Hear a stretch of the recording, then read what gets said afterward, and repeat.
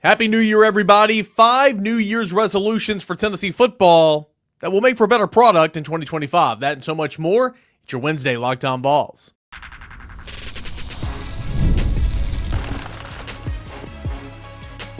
You are Locked On Vols, your daily podcast on the Tennessee Volunteers. Part of the Locked On Podcast Network, your team every day. Happy New Year, everybody. Welcome into your Wednesday edition of Locked On Vols. I'm your host, Eric Cain. Hope you guys enjoyed the night watching whatever football game was on. I know I was watching football last night. Maybe you're watching the New Year's Eve celebration in Times Square, all that and more. But I hope you guys had a blast. Hope you guys are enjoying your off day. Most people are off today. I'm going to be around the house doing some stuff here in the home office, but certainly going to be watching football all day long. So hope you guys enjoy all that. Right here on Locked On Vols, we're going to be having an episode every single day this week. So appreciate you guys. You guys know it is free and available wherever you get your podcast. And let's dive into it. 5 New Year's resolutions for Tennessee football. A little piece I worked on over at volquest.com, and I thought I'd bring it on over here because it will have run probably by the time you watch this episode or listen to this episode. And, of course, we'll get Josh Ward in segment number 3. Going to split the 5 into 2 segments here. Talk about a couple here in segment 1 and then a couple more in segment 2. In no particular order, here are the 5 resolutions that I have for Tennessee football in 2025. The return of the explosives. You got to have more explosive plays on offense. Play younger guys. You did that some in 2024, specifically on the defensive side of the football, but that needs to be across the board. Please limit these penalties. I pulled up some penalty numbers for you. It is inexcusable how heavily penalized this football team is. Get home. You got to bring the quarterback down. Pressures are great.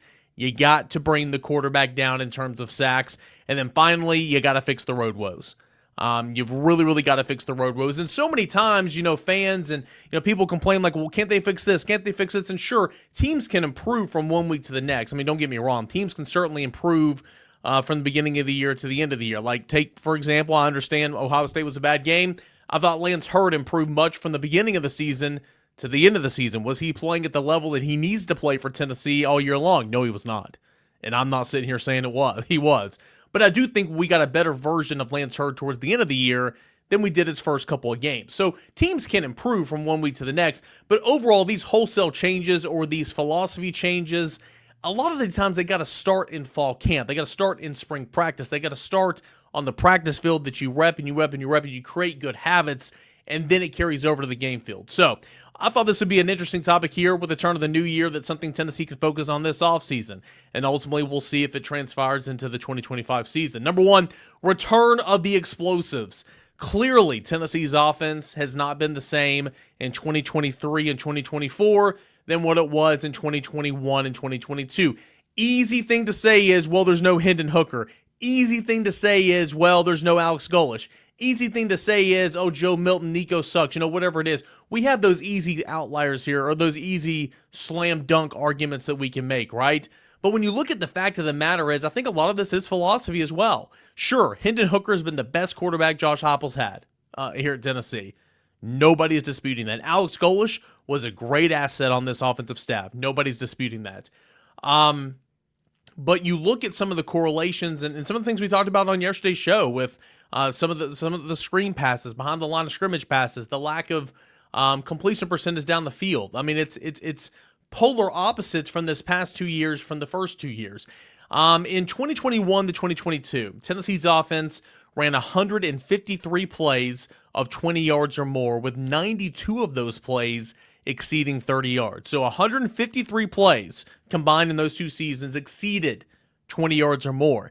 92 of those plays exceeded 30 yards or more, okay? The past 2 seasons, Tennessee has run 111 plays that has exceeded 20 yards, so down from 153 in the first 2 years to 111 the last 2 years, with 30 of those plays going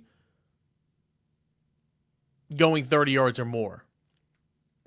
So let's see here. The last 2 seasons, plays of at least 20-yard chunks shrunk to 111. Plays of 30 yards or more fell to 52 combined. Excuse me, I was not reading my writing correctly. 52 combined. So you went from 153 plays of 20 yards or more to 111 plays of 20 yards or more the last 2 years.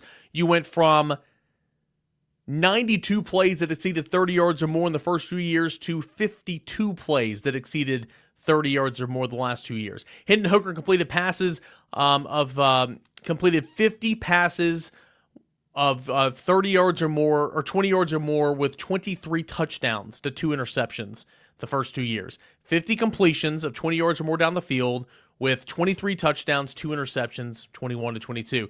Joe Milton and Nico combined the last 2 years have completed 34 passes, 18 touchdowns, 7 interceptions in the same category.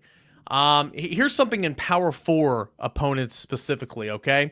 You look at this. In 2022, the Vols ran 945 plays against Power 4 or 5 opponents. Again, conference realignments changed that, but Power opponents, 943 plays, 945 plays in 2022, which is considered, the best offensive year here under Josh Heupel.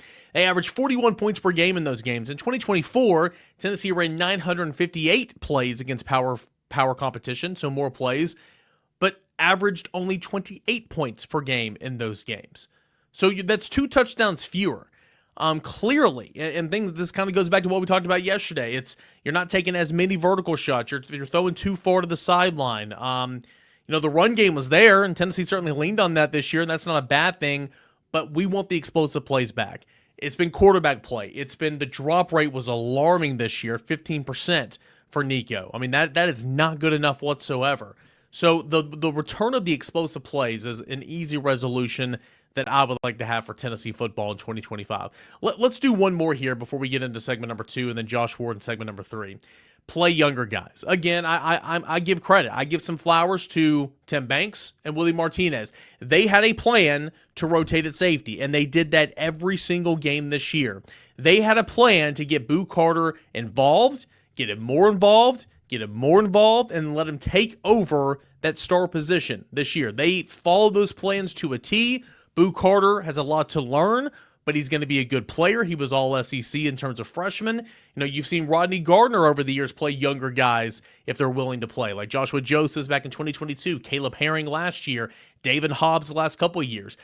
Brian Jean-Marie and William Inge, both at linebackers, have played young guys at linebacker on defense. So defensively, we've kind of seen this a little bit, and we saw it more in the secondary this year. Offensively, that's not the case, okay? Mike Matthews should have played a lot more this year, okay? No ifs, ands, buts about it. Mike Matthews should have played a lot more this year. We are through 4 years, okay? 4 years of Josh Heupel here at Tennessee, his offensive line coach Glenn Ellerbe. 4 years, and not one player that the two have recruited, signed, developed from the high school ranks have started a football game on the offensive line for Tennessee. That is not good. Now, is that going to change in 2025? I'm not going to bet the house. It's a new house. I certainly haven't even paid for it yet. I'm not going to bet the house that's going to change, but I got a really, really good feeling that's going to change. You know why? Because 5-star plus offensive tackle David Sanders is here. Is he going to be ready to go get game 1? Probably not, but you're going to have to take your lumps, in my opinion. You're going to have to play him. And eventually he's going to be a really, really good player. Going to have to work through those growing pains. I think William Satterwhite or Max Anderson or Jesse Perry will be your starting center this year. Certainly those are some of those guys that Tennessee recruited from the high school ranks. Ethan Davis should have been playing more. My point is this, okay? Look at Ryan Williams at Alabama. We know all about him throughout the season. I watched him return a punt where he went all the way back and caught it at the 4-yard line, and I'm like, what are you doing? And he's setting up, reversing field, and getting the ball all the way to the 50, giving Alabama a great chance to try to score a game-tying and then a PAT winning touchdown and an extra point in that Reliquas Bowl to beat Michigan. Obviously, they lost. But you see that true freshman. He was doing stuff like that all year long. You look across the country and you see freshmen do it. Like, why wasn't Mike Matthews learning on the fly? Play younger guys. Don't be afraid. Is it always the right choice to play a younger guy? No, you have to play the guys who are going to put you in position to win the games. I get all that, okay? You don't need to bend the knee and give down to all the crazy remarks at such times. But my point is this. there's no excuse that Mike Matthews shouldn't have been playing a whole lot more this year. There's no excuse that Ethan Davis shouldn't have been playing a little bit more. I'm not saying taking snaps away from Miles Kitselman per se, but when you have injuries at wide receiver, why not put Ethan Davis? If you're going doubles with 11 personnel and your tight ends out there in one of the slots, why not have Ethan Davis be that guy? Why? Because he's a receiver at heart. You know what I'm just trying to say? Like, let these guys have growing pains and learn on the fly because they're going to be better for it. In return, you're going to be better for it. My second New Year's resolution for 2025, for the love of God, play younger guys. And yes, in this climate, in this era, you got to be okay. Like, hey, you're probably going to lose that guy if you don't play him.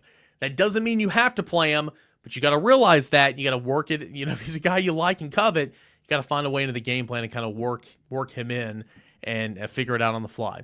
Hey, when we come back, my other 3 New Year's resolutions for Tennessee football, that and so much more here on a Wednesday show. I want to tell you guys about my friends over at Game Time. I love going to live events, whether it's sports, music, theater, or comedy. One of my favorite memories was attending a concert last year with my wife. The energy, the excitement, unforgettable. It was so much fun, right? And now Game Time has made it easier to get tickets for your favorite events with the new feature, Game Time Picks. The feature filters out the fluff to show you only incredible deals on great seats so you don't have to waste time searching through thousands of tickets.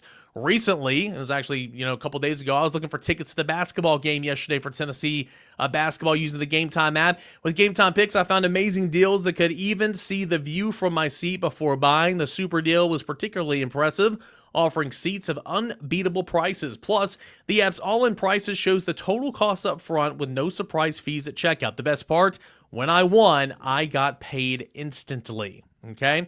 Take the guesswork out of buying tickets with Game Time. Download the Game Time app, create an account, put in the promo code LOCKEDONCollege for $20 off your first purchase. Terms apply. Again, create that account, put in the redeem code LOCKEDONCollege for $20 off. Download Game Time today. Last minute tickets, lowest price, guaranteed. That's Game Time. Hey guys, welcome back to the first episode of Locked On Vols in the calendar year 2025. Happy New Year's, everybody. And we are talking New Year's resolutions for Tennessee football here on New Year's Day. The first ones I mentioned, play younger guys, make it a habit to play more younger guys, the return of the explosives on offense. All right. The third one, and maybe most importantly, because it is so frustrating, this is particularly one of those that's like, well, you're not going to change who you are from week 5 to week 6. You can maybe improve a little bit, but if you're a heavily penalized football team, like every football team here under Josh Heupel has been, you're not all of a sudden before the college football playoffs going to not commit any penalties. And here's the thing, like penalties and injuries, they're a part of the game. They're going to happen, okay?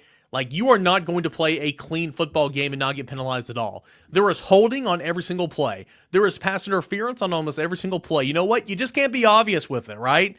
But here's some things that are just mind-boggling to me in terms of the penalties.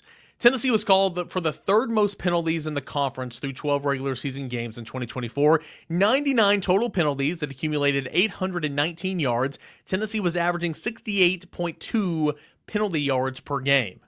Not great. The third most penalized team in the SEC. In 2023, the Vols committed the most penalties in the SEC, 101 for a total of 883 yards. Goodness gracious.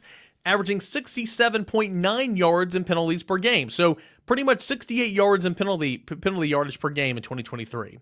In 2022, Tennessee once again led the SEC in penalties. A league high 105 penalties, 905 yards in penalties, 69.5 yards per game, so nearly 70 yards in penalties. But hey, in 2022, things were great. Nobody cared, right? Because you were scoring 46 points per game. You were able to overcompensate that. In 2021, it was actually the cleanest year of football for Josh Heupel at Tennessee, still committing the 10th most penalties in the league out of 14 teams at the time. 89 penalties on the year, 788 yards, 60 yards in penalties per game. Inexcusable, okay? Inexcusable.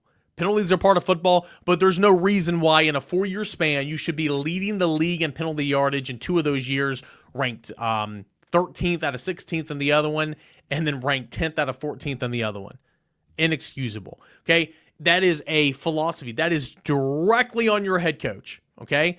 You have to instill healthy, proper techniques. When guys get tired, guys get lazy, and they hold. and they grab the back of the jersey. They grab a face mask, whatever. A face mask is a little bit different, right? But like holding is a lot of that time is just when you're lazy, when you're tired. You've got to teach proper technique. You got to demand it, and you got to perfect it in practice. And when in practice and in fall camp and in spring practice and in those scrimmages, when you are called for holding, I don't know if they do this or not, but when you are called for a penalty, you make them remember that penalty. You run their butts, or you make them do rolls or whatever. Like, there's got to be some punishments. Accountability's got to be there. Because until you demand this from your team and you hold them accountable, nothing's going to change in terms of the penalties. It's a holiday. These are New Year's resolutions, but the penalties, just outrageous. Please limit the penalties in 2025. That is what I would love to be a New Year's resolution. Get home. Got to get sacks. Pressuring the quarterback's great. Tennessee's one of the highest pressured units in all college football. We know that the defensive line playing 12 to 14 guys replenish energies. The gas tank is not on empty in the fourth quarter, and that's all great. We know that Tennessee, in terms of tackles for loss, Tennessee has had over 100 TFLs in 3 of the 4 years under Josh Heupel. Just had 100 this past year. That is a very, very good statistic. That's a great statistic. And sure, that's a defensive statistic, but it all starts up front. James Pierce pressured the quarterback so much this year, but didn't get at home as much as he'd like. And that was kind of symbolic of the entire defensive line. Tennessee's defensive line this year ranked 8th in the SEC with 29 sacks. In 2023, actually the best year under Josh Heupel, and I think the second most in program history, Tennessee had 41 sacks. That ranked 2nd in the SEC. In 2022, Tennessee had 31 sacks. That ranked 6th in the SEC. And in 2021, Tennessee had 34 sacks. That ranked 8th in the SEC. So outside of the outlier of 2023 with the 41 sacks, Tennessee has finished 8th, 6th, and 8th in the SEC. It's not good enough. Sure, you want to affect the passer, and there's been more in 2024 and 21, 22, 23. This past year, there have been pressures applied to the quarterback, forcing a bad throw, incompletion, or pressures applied to the quarterback, forcing a bad throw, interception. And I understand that's doing your job, but you got to get home. You've got to get home more. And for as good as this defense was in 24, for as good as the defensive line play has been, really the entire time with Rodney Gardner, you got to get home more. Those sack numbers have got to be up. And then finally, the last one I want to mention here is a very, we're talking about the offense and the explosive plays. What is different about the offense in 2023 and 4 compared to 2021 and 22? It's called a self-scout. You got to really look in. And everybody self-scouts at the end of every year, but you got to do a deep dive self-scout and figure out what the issues are. You got to do this for here as well in terms of fixing the road issues. What is going on in the road issues? Josh Heupel in 4 years at Tennessee in true road games, Josh Heupel is 8-10. There's been some decent victories in there in terms of true road victories, and I'm not going to name them all out, but 2022 Pittsburgh comes to mind. 2022 LSU comes to mind. 2024 Oklahoma comes to mind. But you know what? Tennessee has never beaten Florida, Alabama, or Georgia on the road. They hadn't beaten Georgia at all under Josh Heupel. Tennessee's got 2 wins over Florida and Alabama under Josh Heupel, but no wins over Georgia. But haven't beaten any of the big 3 on the road away from Shields-Watson Field. And you have inexplicable losses like 2022 South Carolina and 2024 Arkansas. I understand it is hard to win on the road in this league. I am not saying it's not. That's why Tennessee's record at home since 2022, what is it, 1 loss? Is it 1 loss, guys? Georgia in 2023? Yeah, it's 2023. I mean, Tennessee's been phenomenal at home. It's very, very difficult to win on the road, but you've got to do a self-scout and figure that out, because until you can prove that you can win big ones on the road, you are not realistically winning championships, okay? You're not. Especially in the first round of the college football playoffs. We just saw this, Tennessee at Ohio State. You don't tell me Ohio State didn't benefit from playing at home. Tennessee fans were awesome. That was great. But still, Ohio State was at home. Look at Notre Dame at home. Look at Texas at home. Look at these teams in the first round, Penn State, who played at home and how much they benefited from that. So why does Tennessee struggle on the roads? There's several different areas, but 2 of those I'm going to point out right here. As I mentioned earlier, penalties. Tennessee's averaged 8.9 penalties on the road and has racked up double-digit penalty totals 7 times in 4 years in games away from Neyland Stadium. Tennessee averages 235 rushing yards in wins on the road compared to 122 rushing yards in losses, on the road over 4 years. The Vols were 6-4 under Heupel in true road games when rushing for 150 yards or more, 2-7 when rushing for fewer than 150 yards in true road games. Running the football and cutting down on penalties, it's a healthy start to winning any football game, but specifically when you're on the road and you've got to deal with hostile environments, okay? Run the football, pick up first downs, shut the crowd up. In return, they're not as loud. You can operate, you can communicate pre-snap and cut down on those procedural penalties. Tennessee's got to fix the road woes. So, I know I threw a lot of information out at you, but I really, really like this topic again because it's fitting. It's New Year's Day. 5 New Year's resolutions for Tennessee football in 2025. I would love to hear what you think about these 5. If you want to expand and make this 10 New Year's resolutions, please, @_Cainer at Locked On Vols. Hit the comment section here on YouTube. Return of the explosives on offense. Play younger guys. Please limit the penalties. Get home sacks and fix the road issues. Those are what I want to see Tennessee improve on in 2025. All right, so I've talked a lot here these first 2 segments. Let's get into our conversation with Josh Ward. We're going to have a little Ward Wednesday here on this New Year's Day edition of Locked On Vols. Stay tuned.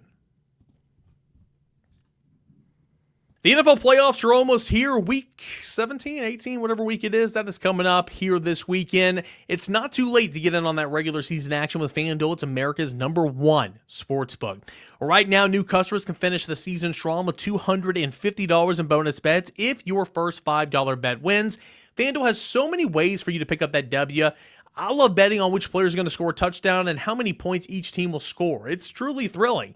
And not only can you bet on who will win the football game, FanDuel's got bets for players who will score touchdowns, how many points each team will score in the game, in the half, and individual quarters. The player props are so much fun, and you can check them all out over at FanDuel Sportsbook. Just visit FanDuel.com today to join. That's FanDuel.com for your chance at $250 in bonus bets. Make every moment more with FanDuel. It's an official sportsbook partner of the NFL.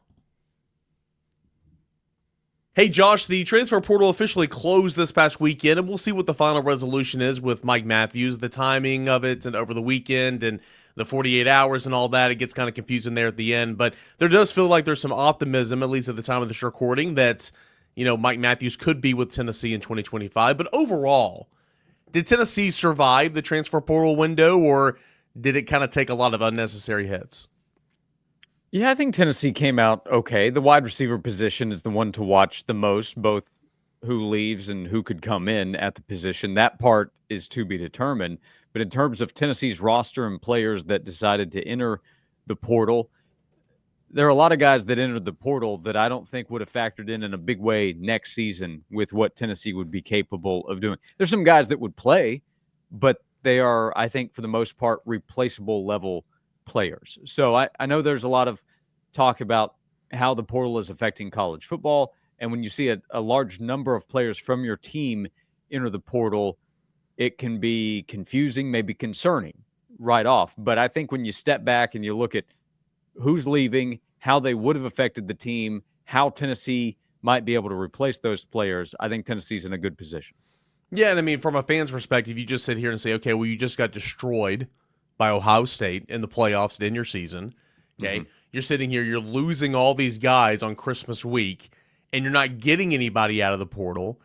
And it's like, I mean, goodness gracious, man. Like, I know I say this all the time. $9 million is a lot of money. I don't know if I'd do this job for $9 million because you are coaching for what you're here for, is to try to coach and go win a national championship. You're doing all that. And then as soon as you get back on campus at 5 a.m. on Sunday morning, after losing in that way to Ohio State, you got players saying, all right, let's talk. All right, let's talk. All right, let's talk. So it's about roster retention. And then now that the calendar flips over to the new year, dead period's lifted, this is when Tennessee's going to go out and be aggressive in the transfer portal. So I get it from a fan's perspective. You're just kind of sitting here like, oh my gosh, another hit. But the timing of this, and because you were in the playoffs, it kind of makes everything kind of scrunched together a little bit, and it's a little annoying. Yeah, I don't blame any fan that's turned off by the process at all. Like the idea that the season comes to an end and then you have to sit there and worry, is Boo Carter going to leave? Is Mike Matthews going to leave? Who else might enter the portal? There are rumors that start to float out about other players, whether they are or not. And by the way, behind the scenes, there are conversations that are happening with players who ultimately decide to stay, and you never even hear about what was going on. So just that threat of essentially anybody at any time could leave. If you don't like that, you don't have to explain why. But that is the current setup. So the end result you're looking for is to have the best roster possible. And Tennessee needs to improve its roster. Tennessee needs to do a better job in recruiting. Tennessee's doing a good job in recruiting. Tennessee needs to do a better job to have a better chance in the future against teams like Ohio State and Georgia and the national championship level programs that we've seen in the last few years. But Tennessee did just finish a 10-2 season, and that makes Tennessee attractive for a lot of players to stay. All the social media talk about NIL, name, image, likeness, and what Tennessee can do. Tennessee is in a better position than most programs. Now it's about what can they do to put the best roster together with the players that will be available that they try to bring in. So to the beginning of the conversation, when you asked, did Tennessee come out okay? I'm sure that there are some things that Tennessee would like to have gone differently, but Tennessee probably feels better about how things went over the last month with the portal window than most schools out there. Yeah, we're going to start to hear some names this week and this weekend. I think Tennessee's certainly after a couple of wide receivers now, that's for sure. Zachariah Branch is a name that's been very popular from Southern Cal, and Brew McCoy is in that recruitment, trying to help Tennessee get him to campus just to visit. And I think Nico Iamaleava's father is also involved in that one. And those two guys played in the Polynesian Bowl together a couple years ago, so there's a little bit of a relationship there. Coming with Branch would be his brother, who's a safety, a pretty good safety in his regard, but has dealt with some injuries throughout the college game. So those are two names we've heard of right now, but I know we're going to hear some more names at wide receiver, interior defensive line. If another interior offensive lineman makes sense, like the Josh Thompson thing, Josh, I bet you wish you were making as much money as that, Josh. That just makes perfectly sense to me. It's like it's a piece that you want, but you're not going to get in a bidding war, all due respect, for an offensive guard. That's just not good business. So, like, letting that one go to LSU, that's fine with me because you can spend that money somewhere else.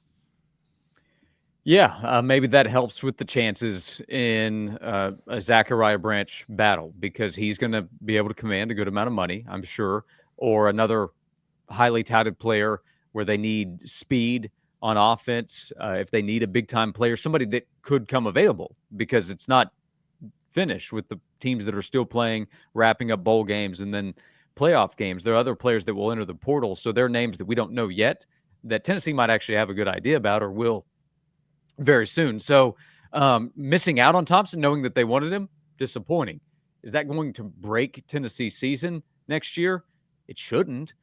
Part of that will come back to what Tennessee has recruited on the offensive line. That's an ongoing conversation of who might develop and be available. Again, who else could become available on the offensive line? But Tennessee needs that help at wide receiver, right? I don't think there's any question about that. Personally, I think Branch would be a big-time get. Can they get him to campus? If that happens, I think that gives Tennessee a real shot at landing him. His numbers are not going to wow you, but I do think his explosive ability, his ability maybe to catch and go in the screen game for Tennessee, which the Vols lacked this past season, could help with what Josh Heupel wants to do offensively. But I still think Tennessee is an attractive place. Tennessee needs to be aggressive in trying to bring in help because, again, the roster has improved over the last few years. The roster needs to continue to improve for the Vols to be able to hit their goals, to have a shot at the playoff again next season. That you go into Florida, going to Alabama is going to be really tough. Georgia in Knoxville. The schedule is manageable, I think, once again, but there are tough games that Tennessee will play just to get to the playoff. And then we just saw what it's going to take in the playoff to advance. You look at Branch's stats just on paper, and certainly he plays the same position, but very comparable to Squirrel White in his first 2 years. I think the touchdowns are around the same, 2 or 3 touchdowns combined. I think he had more receptions than Squirrel did this year, but Squirrel had more receptions in 23 than Branch did. My point is, I like Squirrel. I think he's tough as nails. He was productive here at Tennessee. I think Tennessee can replace him, and they're going to have to. Wish him the best, but I don't think that's a catastrophic loss. Am I off base here? No, not at all. I think Squirrel is in that category. He's probably the most productive guy from Tennessee based on numbers, what he did, amount of snaps that he's played, roles he played. He played on special teams as well as wide receiver that entered the transfer portal. And I think this would be an example where you wish him well moving forward and hope that he lands in a good spot. And if I'm a team out there, I'd be very interested in Squirrel sure. White. But again, I think he's replaceable. If used correctly, I think Zachariah Branch would be an upgrade with what his ability is. But during Josh and Swain on Monday, Swain's been on the record that he would love for Tennessee to land Branch. Where's number 1, by the way? Swain, who wore the number, noted that. Bring that up in recruitment. But is he Kevin a Bears Simon, fan? What's that? Is he a Bears fan? Well, that might be a concern, actually, to Swain if that's who Branch is pulling for. But Kevin Simon, he's a talent evaluator. That's what he does. That's what his eyes see. And we were watching some plays that Branch ran at USC. He ran a play where he runs kind of a jerk route. He's in the middle of the field, gets a mismatch, jerks and goes, and it's an easy reception and play up the field. And we brought this up on the air. Will Tennessee run that kind of route with him if they were to land him? So part of it is, how do you use that talent when you get it in? But that's the first part. You got to get that talent. And I would very much be interested in getting Zachariah Branch. Georgia's been connected. Arizona State has as well. Other schools that will be potentially in the month of January. If I need help at wide receiver, I'm contacting Zachariah Branch. I think he's that level talent. You got Holden Stays that enter the transfer portal. Ethan Davis is going to return, and Miles Kitselman is going to return. So, how big of a win is this for Tennessee at the tight end position? We're in such a weird era of college athletics, and a little bit, certainly not all of it, but a little bit of the weirdness is about the past with the COVID years and all that. But I mean, you got quarterback Vanderbilt. You got a Vanderbilt quarterback sues NCAA for 8th year of eligibility, or 6th year of eligibility. Some people know how good business is. I mean, could you imagine that a couple of months ago? And because of Pavia's, suit to the NCAA, that opened the door for other junior college athletes and Miles Kitselman. It's weird. I don't like that guys can stay around college this long, but it's certainly going to help Tennessee. How big of a win was that Tennessee's going to get Miles Kitselman back? Yeah, it's good. I'm with you. I don't like the ruling. It's not Pavia's fault. It's not Kitselman's fault or any other junior college player that takes advantage of it. Yeah, good for them. Good for them. But I do think we've seen over the last few years, guys are staying too long. That's my opinion. But your question is about Tennessee and Kitselman staying, and I think it's good for Tennessee. He's a guy that came in and produced more than anybody expected, Tennessee's coaches included. Now he will have had a year in the offense. He will be a guy that can continue to help in the run game, continue to be a pass catch option. And I guess you could just look at it this way. Would you rather have Holden Stace and Ethan Davis next year, or Kitselman and Ethan Davis? And I would say Kitselman and Ethan Davis. So that to me is a win for Tennessee. Josh, first of the new year, what do you got coming up the rest of this week? And what can we look forward to in 2025 on Josh and Swain? Yeah, Portal Watch continues what Tennessee will be able to do to add to the roster and where Tennessee needs to improve, because Tennessee had a good season. Tennessee needs to be better. We'll transition into more hoops talk because SEC play begins this weekend. Jonas Adu coming to town, John Calipari in Arkansas, and this SEC season is going to be incredibly fun to watch. So 12 to 3, Josh and Swain. We have the newsletter, joshandswain.com, plus the link that Eric provides. It's free once a week on Fridays. I always appreciate you helping me share that as well. Yep, no problem at all, man. Josh, thanks so much. Appreciate you. You got it. Thank you. Awesome stuff there from Josh Ward, Little Ward Wednesday. You can catch him and VFL Jason Swain noon to 3 weekdays on the Sports Animal here in the Knoxville area, and you can stream that worldwide on the Sports Radio WNML app. Always appreciate Josh. Appreciate you guys for tuning in. I know it's an off day. Maybe you're listening to this on Thursday or Friday. Maybe you're at home, have the day off, and want to get your morning started with a little cup of Joe here watching Locked On Vols. Appreciate you guys as always. Hey, I know football season's over. The conversation does not stop. Transfer portal is swirling right now. Roster management, what's the latest with some of these guys in the portal? Basketball, number 1 team in the country, is happening right now. Baseball's around the corner. The conversation doesn't stop, guys. We're going to be talking Tennessee football 24/365. Appreciate you guys as always. Let's have a heck of a 2025 season. 2025 year, I should say. This is Locked On Vols.